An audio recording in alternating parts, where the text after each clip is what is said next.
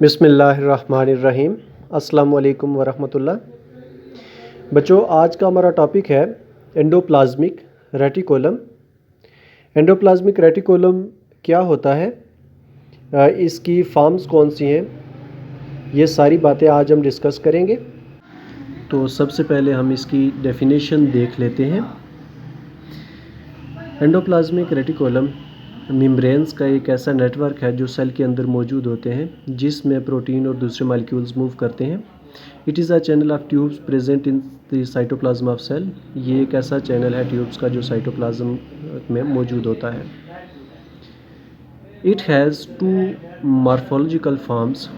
Morphology कहते हैं देखने में जैसी नज़र आ रही होती है उसकी शक्ल। तो इसकी दो मॉर्फोलॉजिकल फॉर्म्स हैं। एक इसकी आ जाती है रफ एंडोप्लाज्मिक रेटिकुलम और दूसरी आ जाती है स्मूथ एंडोप्लाज्मिक रेटिकुलम। अब रफ़ और स्मूथ से हमें नाम से समझ भी आ रहा है कि एक की रफ़ सी नेचर होती है, जैसे ये जो स्ट्रक्चर अभी बनी है इसमें आप देख लें तो इसके ऊपर छोटे छोटे दाने नज़र आ रहे हैं जो इसकी रफ़ स्ट्रक्चर बना रही है, इस वजह से इसको रफ़ एंडोप्लाज्मिक रेटिकुलम कहते हैं। और स्मूथ वाली जो है इसके ऊपर दाने नहीं है, तो ये स्मूथ एंडोप्लाज्मिक रेटिकुलम है। अब हम बात कर लेते हैं जी इन दोनों में डिफरेंस क्या है।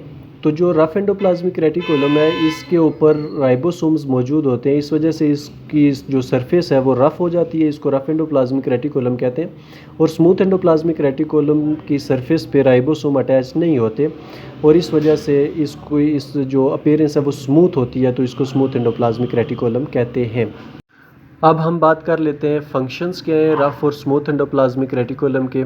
जो रफ़ एंडोप्लाज्मिक रेटिकुलम है ये प्रोटीन्स को बनाने में हेल्प करती है और जो स्मूथ एंडोप्लाज्मिक रेटिकुलम है ये लिपिड्स को बनाने में और हार्मोन प्रोडक्शन में इसका फंक्शन होता है। It has also a detoxification function. इसके अलावा ये सेल में जो जहरीले मादे होते हैं उनको भी डिटॉक्सिफाई कर रही होती है, निकाल रही होती है। इसके बाद हम बात करते हैं जी गाल्जी अपरेटस पे। गाल्जी अपरेटस क्या होता है? It is discovered by Camillo Golgi in 1898।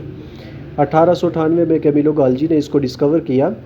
It is only present in eukaryotes. ये मल्टी सेलुलर जो ऑर्गेनिज्म होते हैं यूकैरियोट्स में ये मौजूद होती है। इसकी स्ट्रक्चर की बात कर लेते हैं। It contains flatten sac cisternae. ये चपटी थैली नुमा स्ट्रक्चर्स होती है जिसको सिस्टर्नी कहते हैं। Cisternae connected with vesicle. ये जो सिस्टर्नी है ये वेजिकल के साथ कनेक्ट करते हैं। When cisternae connected with vesicle is known as Golgi complex. जब ये सिस्टर्नी वेजिकल के साथ कनेक्ट करते हैं तो इसको हम गोल्जी कम्प्लेक्स कहते हैं।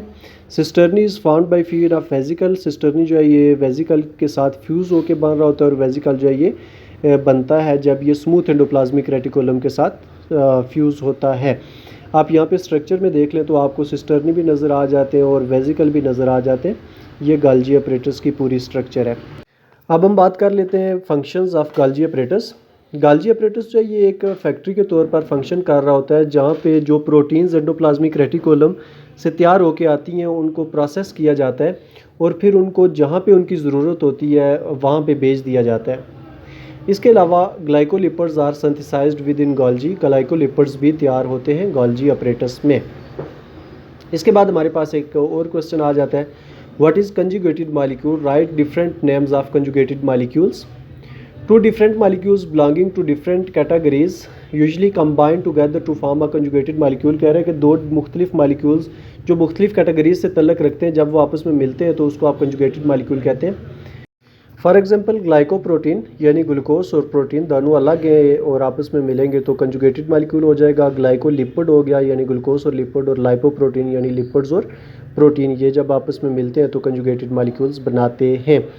ये था हमारा आज का टॉपिक जिसमें हमने सबसे पहले एंडोप्लाज्मिक रेटिकुलम के बारे में बात की, उसके मुख्तलिफ फॉर्म्स की हमने बात की, उसके फंक्शन की बात की, फिर हमने गाल्जी अपरेटस की बात की, उसके फंक्शन की बात की, फिर हमने कंजुगेटेड मॉलिक्यूल्स की बात की।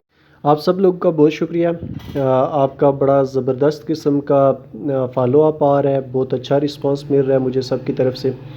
अगर इस तरह की मज़ीद वीडियोज़ भी आप देखना चाह रहे हैं तो आप मेरा चैनल ज़रूर सब्सक्राइब कर दें।